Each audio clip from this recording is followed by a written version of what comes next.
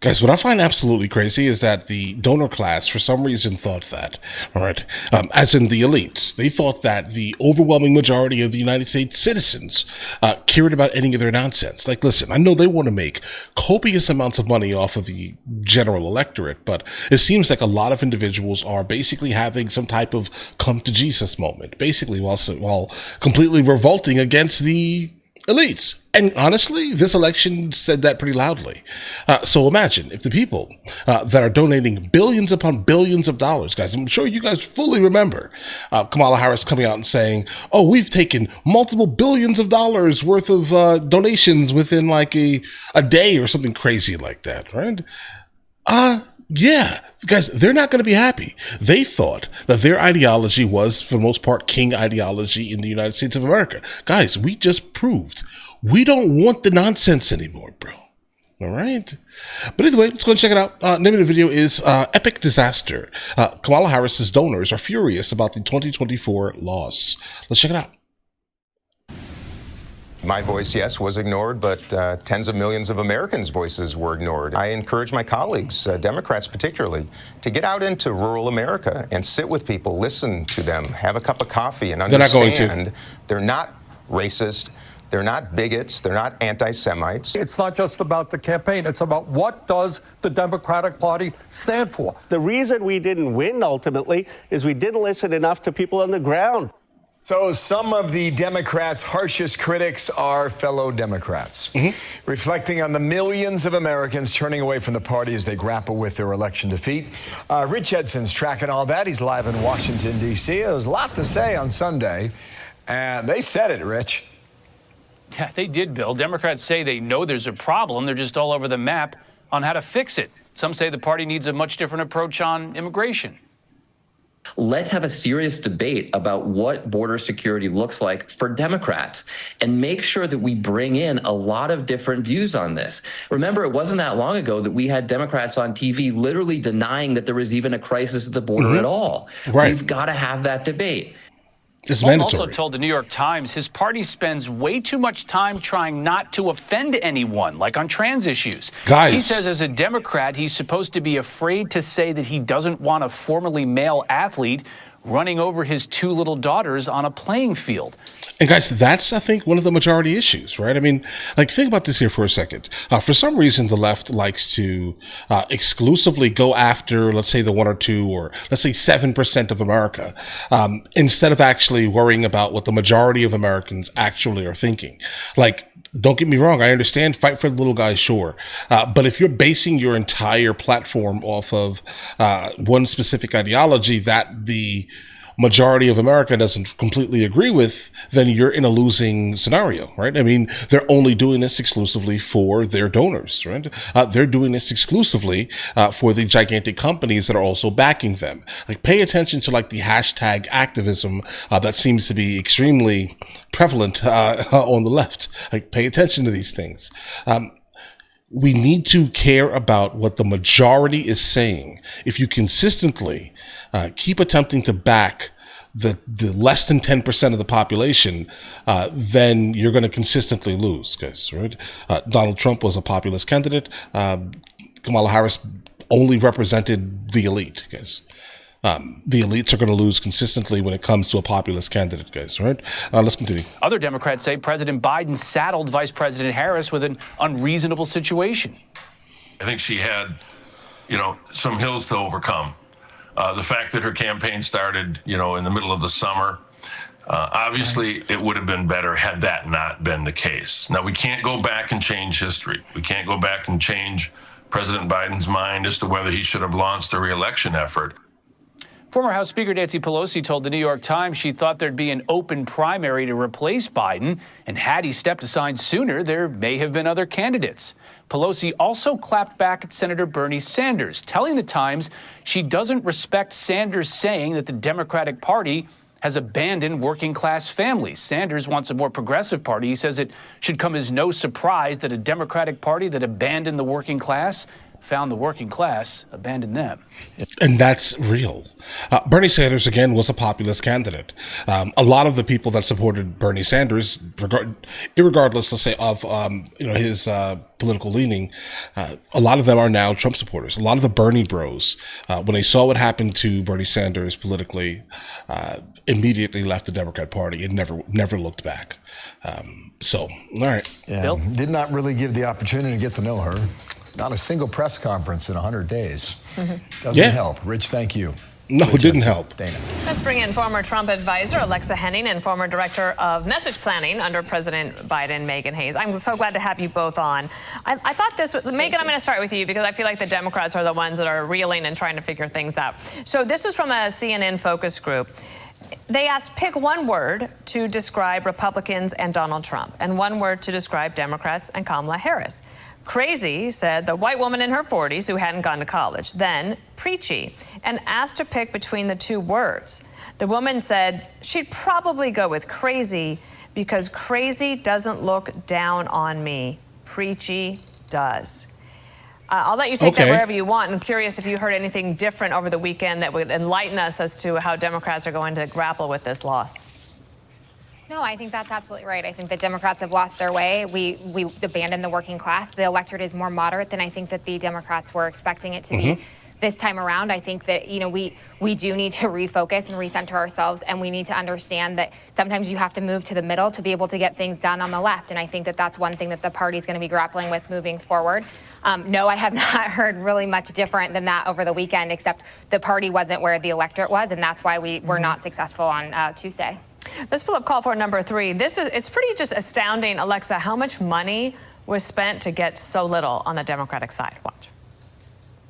The truth is, this is just an epic disaster. This is a $1 billion disaster. Jen O'Malley Dillon promised all of us that Harris would win. She even put videos out saying that Harris would win. I believed her. My donors believed her. And so they wrote massive checks. I feel like a lot of us were misled. And then, Alexa, I was looking at this, the $1 billion campaign, and some of the things they spent, $15 million plus for celebrity event production. They paid Oprah Winfrey's organization $1 million. And they were still asking all of these people to give small dollar donations to the campaign. Right. And you see now, after that has come out and that they paid the Call Her Daddy podcast over 6 figures, that's even more egregious now, knowing that FEMA purposely was directed to ignore Trump houses, signs with Trump houses. That's terrible. And is that a thing? I'm going to research it right now. The Call Her Daddy example is kind of overall speaking for how the campaign was. It was a lot of smoke and mirrors. There was a lot of celebrity endorsements, free concerts, billed as rallies. There was no substance. And so, the campaign, I think, wanted to coast on vibes, but vibes doesn't pay off your car loans. Yeah, vibes were like cotton candy. They melted on contact. Evan Barker, I got a laugh out of Bill. Guys, just really quickly. So that comment that was made that she just kind of pointed out actually did not come from FEMA themselves. It came from a FEMA employee. It didn't represent FEMA in this instance here. But, oh my God, FEMA employee fired for telling workers to ignore homes of Trump supporters during hurricane relief efforts. Bro, I'm sorry? That is absolutely nuts. So the FEMA then comes out and says this is a clear violation of FEMA's core values and principles to help people regardless of their political affiliation. This was basically said in a comment on social media. This was reprehensible. This is directly from FEMA's direct administrator, guys. So now here's the thing, guys. Again, FEMA, as in the organization, actually did not say this, but an employee, a rogue employee, I'm guessing a employee of Kamala Harris, said, I guess, to do this. But did they do this? No. That was just a statement that was made, and gladly the person that heard it immediately said something. Cotton candy, they melted on contact. Evan Barker, I got a laugh out of Bill on that one. All right, good. Evan Barker, she worked for the Democrats, but she ended up voting for Trump. Listen here.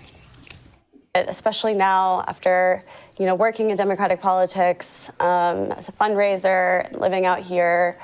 I've noticed that there is a cultural attitude and cultural resentment that many people on the left have towards people in the middle of the country, towards Trump supporters in general.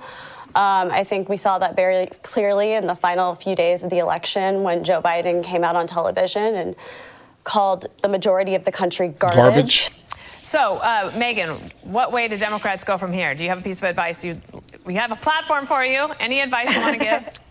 I think we should be moving back to the center. I think we should need to be investing more in the middle class and the working class people of our party and go back to what the backbone of what our party was and what was built on. But I do think that that's going to take some soul searching from people. I think we're going to have to get a lot of the left on board to move more moderate. But if we do not, we're going to continue to lose elections, and that's going to be really interesting as we start to look towards the midterms and then to the next presidential. Alexa, I know you live in the great city of Dallas. Any interest in going to Washington, D.C.? Well, I did that for a while, but glad to be back in Texas. Okay. I do think that it's important that the Democrats, I mean, you saw from some of the reaction that they're like, cut off your family, cut off your friends, and cut off your hair, and that reaction just isn't productive. Yeah, it's just making it worse, like rubbing the spot on the wall. It doesn't work, guys. It doesn't work. All right, Alexa and Megan, it's great to have you this morning. I hope you have a great week. All right, guys. Yeah. Now, this whole election has absolutely been crazy. I've lost a couple of family members over kind of some of the most mundane things. So what I will do is in the pinned comment, I'll leave a video to one of my tertiary channels. My tertiary channels, Mr. L. Boyd Discusses, guys, right? And I have a video on the channel that specifically dictates the entire story of me literally losing a family member over nothing, political differences. But that's not the point here. The point of this video here, back to the story here. I do think that definitely the right and the left both need to kind of step back to the center, because the further you get to the right, things get crazy. The further you get to the left, things get crazy, right? So how do we get to the point where we can actually speak together, as a nation, as a group of people that just have slightly different views and live different places, so different things mean more, right, in other places than they do in other places, for example. We need to just get to it. Obviously, the left wants to push a lot of the super sometimes crazy ideologies. A lot of the times, almost 90% of the ideologies they push are generally crazy, and like some social justice warrior type thing. But what we need to do is get to the point where we can say, okay, we will accept this, but you'll have to accept this. You get what I'm saying here, guys? We need to come to the table, because what's funny is in Washington, D.C., the people that are actively either extremely left or extremely right are having dinners with each other. They're inviting each other to their kids' baseball games, guys, having barbecues. And after they're yelling at each other on the floor, they're instantly going to some fancy restaurant on our tax dollar. Like, guys, the people in Washington, in fact, do not represent the people at all like that. For some reason, the people just want to all have these,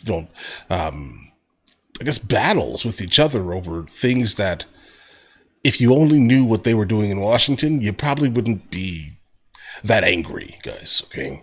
But we do need to come to an agreement publicly on how to actually, function after this, because, guys, you guys have been sending me a lot of videos of Kamala supporters just freaking out, losing everything, losing all of their faculties. Okay. Things have been crazy. Things are wild out here right now. But all right, listen, you guys all have an absolutely amazing day, or attempt to, obviously. And I will catch you guys later. Guys, before we go, are you guys subscribed to the other channels? Logical Movie Reviews with Mr. L. Boyd, along with Mr. L. Boyd Music. Both are found in the description. Check it out.